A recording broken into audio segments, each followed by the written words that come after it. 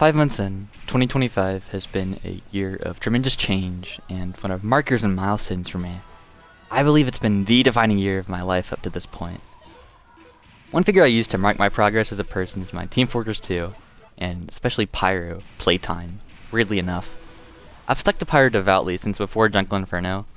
There have been breaks from playing the game, but I've lasted long enough to have reached nearly 1700 hours on Pyro as of writing. This year, two aspects I've wanted to improve on are my reasoning and questioning abilities. I'd like to be more aware of myself and others.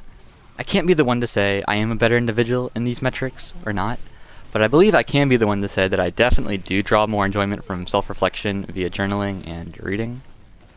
I segue that statement into my guiding question: how did I even get here? I envision every season I play as my last, yet I keep finding more enjoyment and satisfaction from Team Fortress 2. I never thought I'd get anywhere close to 1700 hours. To answer, how did I get here? I think it's best to first present my devotion to Pyro. I feel that Pyro is a completely original archetype for an FPS character. He's on his own axis. A decade in, air blasting has retained its novelty in my eyes. I mean, what's more fun than using a soldier's own rockets to blow him up? When used properly, air blasting is one of the most powerful tools in the game. You can use it as a supportive tool by extinguishing teammates and reflecting spam off them. Or you could use it offensively to stun others, get reflect kills, and send people off of upward cliff. Air blast enables the versatility of Pyro, allowing for plays on both ends of the court. I also really embrace Pyro's underdog status. He's neither fast enough nor strong enough to be a mainstay in competitive fixes. In the game states of Highlander, TF2's community 9v9 mode, the only consistent format for playing competitive Pyro, relegates him to a background class. Being killed by the background character is frustrating. It makes me mad when I die to Pyro too. He's a low tier character the same way a character like Dr. Mario is in Melee. No one expects the Dr. Mario to win his set the same way no one expects the Pyro to win his 1v1, and it feels exceptional to me to be the guy who subverts expectations. When you play Pyro, players get cocky and rush you. Punishing these players is fulfilling. In large fights, players overlook you, allowing you to take extra ground. Being lower on the totem pole actually gives surprising advantages that attract me to playing Pyro. The ability to feast off the souls of others. Classic Pyro main. Further, I find Pyro's intricacies, referring to the mechanics of his fire, one of the most misunderstood systems in Team Fortress 2. With time, an individual will naturally learn to aim better, but they'll also gain better intuition over the properties of Pyro's flames. To explain, Pyro's flames are a caravan of hitboxes traveling from beginning to end the length of the fire. The game is designed so that the switch speed from any flamethrower to flare gun is quicker than the tapering of the flame itself, and that allows the individual to execute pre-fires, or more often called flare punches. Think of flare punches like letting whoever you're fighting step on the flames you've already sprayed, then already having your flare gun out so you can do 90 burst damage. Learning to master your flames is the #1 tip I recommend for any aspiring Pyro. With every Pyro secondary, flaming around corners will still improve your damage per minute. Pre-firing flames to get easy flare punches gives you the advantage in a fight versus any class in the game except for heavies, engineer nest, or when at a blatant player disadvantage. Just as one example, Scout, usually one of Pyro's worst matchups, becomes trivial if you possess the patience to air blast the Scout upward and wait for their double jump, locking them into a predictable trajectory. Additionally, pulling out your flare gun will often bait projectile classes to shoot at you, thinking your guard is down. You could use that instinct to show your secondary, and then quick switch to your flamethrower and receive an easily timeable reflect. To me, the experience of playing Pyro is one of a kind, one I found unable to be replicated. He's so fun, so mechanically rich, but also a low-key class who plays off being underestimated, and one who lets you play back or forward based on however you feel like playing that day. The way balance shakes out in Team Fortress 2, Pyro is the ultimate jack of all trades. In the case of Pyro, unlike a class like Medic, there's still indecision about what the superior loadout is. After mixing and matching all of Pyro's weapons, I firmly believe Combo Pyro is the best and most fun way to approach Pyro, and the unlocks that most enable this playstyle are the Degreaser, Flare Gun, and Power Jack. Ever since I first ran this loadout, I believed it to be the premier Pyro loadout for any casual player up to Main and Argyle Highlander. I'd only make a switch to Detonator in Advanced or Invite, the two highest divisions. As you rise in divisions, mistakes get punished more and more severely, making it more important to hit a high batting average with your decision making. It's more convenient for your team if you use the detonator around corners as opposed to peeking a sightline directly with the flare gun. Though it's used less often in Highlander than the detonator, I also think the shotgun is a perfectly fine secondary to use if it's your natural inclination. While discussing Pyro's weapons, I'd like to also address his primaries. There's a contentious debate among Flamethrower and Degreaser disciples. When I started playing Highlander, 98% of Pyros were religious Degreaser users. Now, I see Pyros and Invite using stock. That was a culture shock for me at first. I understand using your fancy Flamethrower with a bunch of kills on it because of its sentimental value, but nothing balance-wise has actually changed from when I started playing Highlander now. When making use of flares, you want to be doing as much of your damage as possible with your secondary. This negates the Degreaser's worst afterburn because the flare gun is still going to be doing its full damage, versus competence, dispensers, health packs, getting saved by your medic, being extinguished, and dying from anything else are all more likely to occur than burning out while on fire. When you think about it, there are dozens of things to be more scared about than burning out. I believe using the worst afterburn as an argument against the Degreaser is in bad faith when considering that you'll likely be doing more damage per minute with it than stock anyways. Regarding the stock Flamethrower's cheaper air blast, in my experience, you'll either die, be out of a fight, or have won by the time you run out of ammo. And if you're out of ammo with the Degreaser, is your management really proper enough to survive with 2 extra air blasts? Maybe, maybe not. To summarize my view, I believe the best Pyro loadout is the Degreaser, flare gun, and power jack. It's the most versatile way to play Pyro, you cover more ground, do more damage, and react quicker. The detonator is the most supportive secondary option, but without a great team, you can easily become handicapped. Meanwhile, the stock Flamethrower is similar to the Degreaser, but to me, is clunky, slow, and less rewarding to use. I've answered the question, how did I get here, in the context of, why do I like playing Pyro, but I'm in the mood to keep talking, so I've led myself to wondering, how did I start it all? I was in 2nd grade. Don't worry, I was not playing shooters with baby teeth still in. Instead, I watched my brother download Team Fortress 2 during Scream Fortress 2012. The game's vibrant colors were appetizing to my childish gaze, especially when compared to Call of Duty, my brother's favorite franchise back in the day. I remember pulling up a dinner chair and sitting beside Ethan as he'd roam in quick play, day after day, for 2 years. I remember him playing Engineer on Dust Bowl and hiding a spy, and I best remember how I'd bug him to get off because it was my turn on the computer.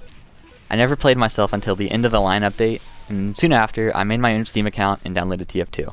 The class I anointed as my original main was Scout, I assume because it's the least downtime between dying and spawning and running back to fight. After enough time passed, I decided that I was going to switch my main. 11-year-old me thought Spy was the coolest character ever. I remember begging my dad to give me his credit card so I could buy strange hats and weapons for Spy. He's tactful and cunning, and I suppose I was drawn to those qualities. I ultimately decided my final destination in Team Fortress 2 was going to be Pyro. There are all the previously outlined reasons, but I can also recall the hype of a total Pyro rebalance in the midst of Meet Your Match, and I felt inspired to hop on the sticks. Despite the lack of traction Highlander gets within the community, in my 1700 hours of Pyro, my experiences playing competitively stick out as my most significant memories playing Team Fortress 2, and the ones I revisit when I ask myself, how did I get here? I think back to my original goal in Team Fortress 2, to become the best Pyro in the world. Despite my ambition, when I began playing Highlander 5 years ago, I showed little promise. I didn't take to the game mode naturally. I started out by stacking many more losses than wins. Of all the friends I started with who stuck around, I was the last to reach invite. There were so many moments before I felt I made it where I was ready to give up, yet didn't. A majority of my time in the Highlander community has been playing catch-up, but that's not anything to take shame in. My favorite team to look back on is my team from Season 8, which was in the spring of 2021. I had about 600 hours on Pyro then. We could have won the season, but we lost in the playoffs after I got banned for getting to record my demos. I treasure that season so highly because that was the season I met some of my great friends of today. The only team experience which I had before the Season 8 team was playing soccer as a toddler, which I'm too young to remember. But I've been told I quit before I was old enough to count. Despite not winning the Highlander season, that was the most fun I've had playing Team Fortress 2. I remember well all the comeback victories, the halftime speeches, celebrating all our wins, tagging up together, but I best remember the virtues of unity and teamwork. I haven't spoken to some of those teammates in several years, but I still remember the joy in our voices as we laughed together. That was the first time I got that dopamine high of accomplishing things in a community setting. In my journey to competency, the predominant philosophical change that I underwent in my transition was going from reactive to proactive. Inherently, Pyro is a class about reaction. To reflect something, someone must have shot it first. You can peg every class in this game as reactive or proactive, but this isn't a hard and fast, you need to play this way. Anyone is able to learn aggression. By 1,000 hours, I still haven't mastered it, but playing casual matches gave me confidence in my mechanical ability. Upon progressive improvement, I found how simple the numbers game of Highlander is. In an even fight, the team that Ubers or walks first is more often than not the winner, even at a deathmatch or mechanical disadvantage. The combination of initiation and sound team play is the most direct recipe for success in Highlander. To reinforce the concept of initiation, I compared myself to my idols. I felt like they knew so much more than me and were so much more refined. It was hopeless to ever catch up. Instead, I turned from trying to satisfy other people's notions of me to finding out what I wanted to do. I asked myself what I found fun and pursued my ideals instead of focusing on the production of what others expected from me. What I wanted was to be the best. I wanted to be one of a kind. In my career of playing Pyro, I never forgot my original goal of becoming the best Pyro in the world. As I climbed, I held it tightly within my palm. I reached invite at around 1,200 hours. With that milestone also came the ushering in of my freshman year of college. When I made it to the other side and got what I wanted, I realized the lack of prestige that came with being a top player. For years, I was surmounting the mountain. I envisioned a party at the top, but when I got there was nothing but the snowy cap. I wasn't celebrated. I was the best at something that mattered to no one. The lesson I learned in that moment reinforced to me was that if you wanted to do something, make sure you're doing it for you. In truth, I wanted to be the best because I wanted to be seen.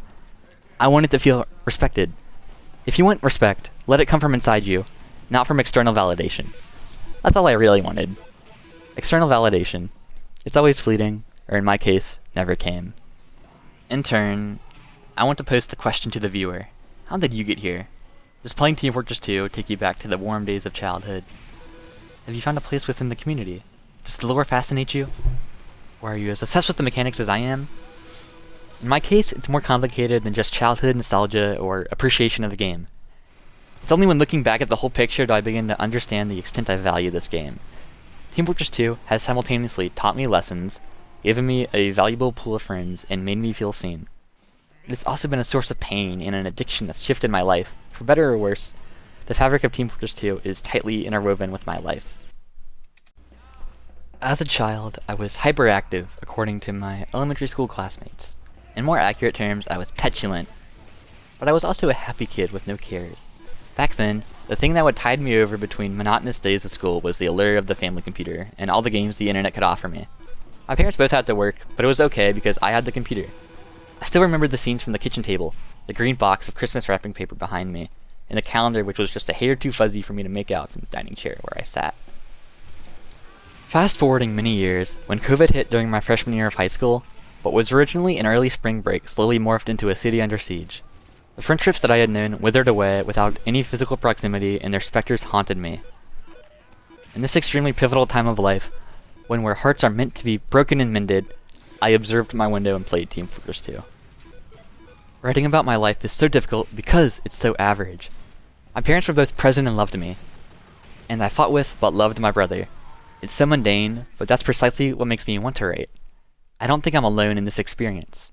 With nowhere else to channel my energy, I began to invest more and more in TF2. In the imprisonment of my real life, my virtual one usurped it. My virtual goals became my real goals. They became my only goals. Because addiction and mental illness are so correlated, I also find it important to mention the decline in my own mental health. One day, it all hit me at once. I stood against the mirror in the bathroom between me and my brother's room. Though the individual in front of me, wearing an oversized cardinal-colored sweatshirt with white stripes, appeared human on the surface, I counted 4 limbs, but I could have sworn the eyes looking back at mine were glossy and alien. Something felt horribly wrong. For me, the worst part of bipolar disorder isn't all the lows, it's the highs. The worst part were the moments where I felt giggly, sociable. The world was mine and no one else's. Often, these feelings of elation would segue into searing pain. I dreaded this experience so terribly because of the whiplash I got. I felt like ghosts were around me, snapping and twisting my neck forward and backwards. Life becomes a ride you need to escape from any way you can. And for me, my escape was Team Fortress 2. In my early adolescence, I believed that one day, things would be better. I envisioned a day where things were okay. When I pictured my grown self, I figured that by then, one day, my pain would cease the way it entered, through under the door. Eventually, 1,000 hours on Pyro had breezed by. I blinked my eyes, and 300 more went by. Despite all my wishes, my struggles with the bipolar experience only compounded when I entered college. I dreamt of going to school in the city so I could be invisible. But that wasn't the experience that greeted me there at all. Instead, as I walked from class to class, I felt the opposing current of students were glaring through my soul.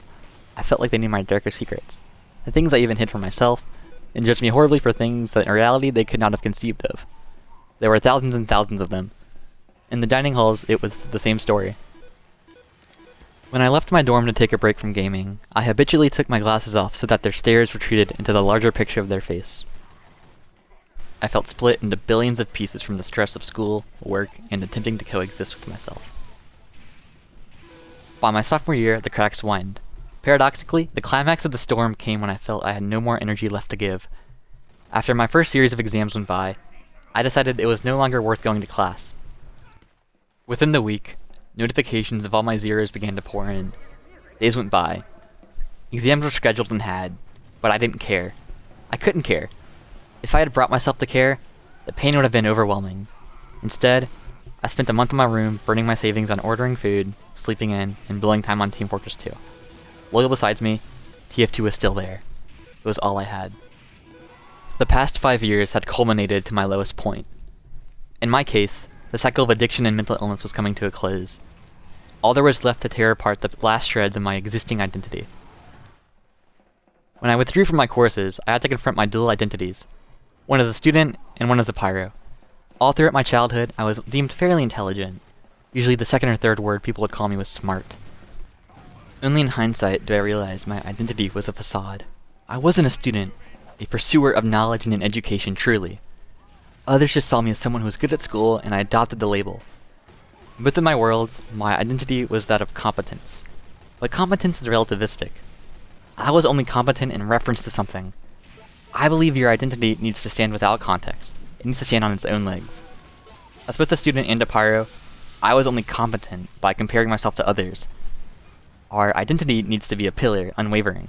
Without that form, I became nearly amorphous. I was only a pyro. I felt I should speak about my experiences because I see myself as having had the quintessential COVID gamer experience. I became someone isolated and out of tune with others.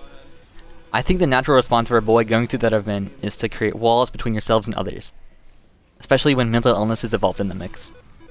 There are billion-dollar industries built on taking advantage of lonely boys who grow into lonely men.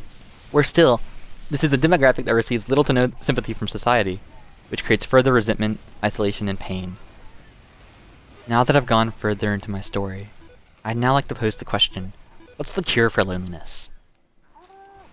When I moved out of my dorm, I became deforested. It felt like I'd been clear-cut and reduced to ash. In the days following I spent in bed, I combed through every mistake of mine I could remember since birth. In that torturous forage, I knew I'd reached rock bottom.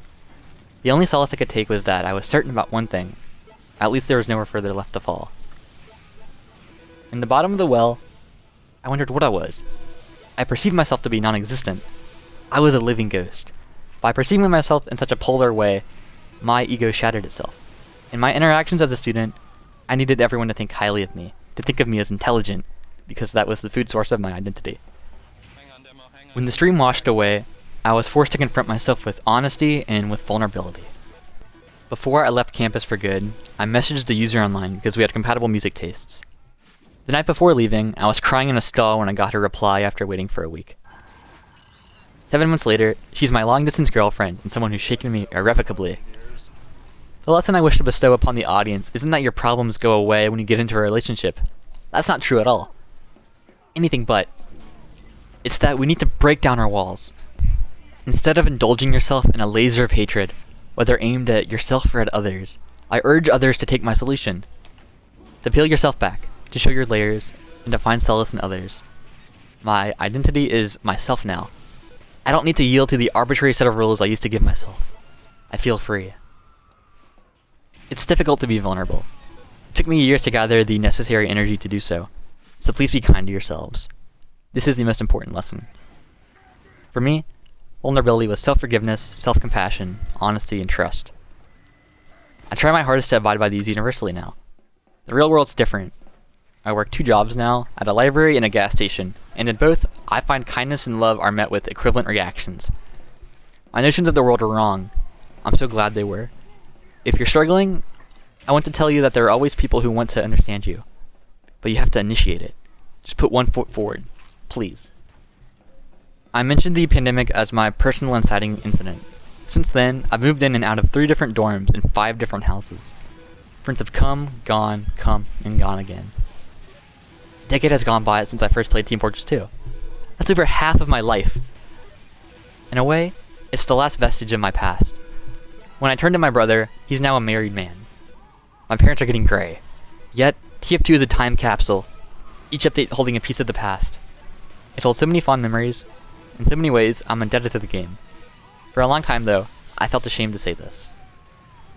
Before anyone else could, I shamed myself for my addiction. I believed it was so embarrassing to have amassed such playtime on such a niche game. I think that if I had accepted things for what they were, the past, and so much pain in my life could have been avoided. On one hand, the years I spent on my lowest were also the years I spent most actively playing Team Fortress 2. I was the most involved in the scene, but they were also the years where I made great memories, and where I got to feel like I was a part of something great. In truth, Team Fortress 2 has, at times, felt more like a lifeline to me. Only now do I understand the breadth of the impact of the art piece that's Pyro. He is my purest form of self-expression.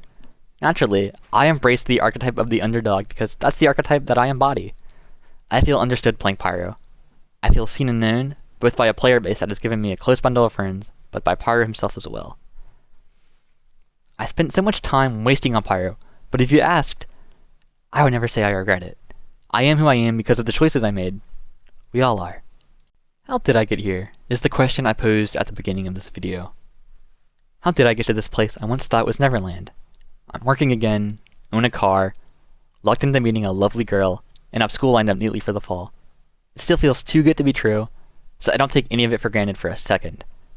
I don't take the suffering for granted either. I'm grateful for the 5 years time spent trying and failing to understand myself. I'm grateful for Team Fortress 2. I said it.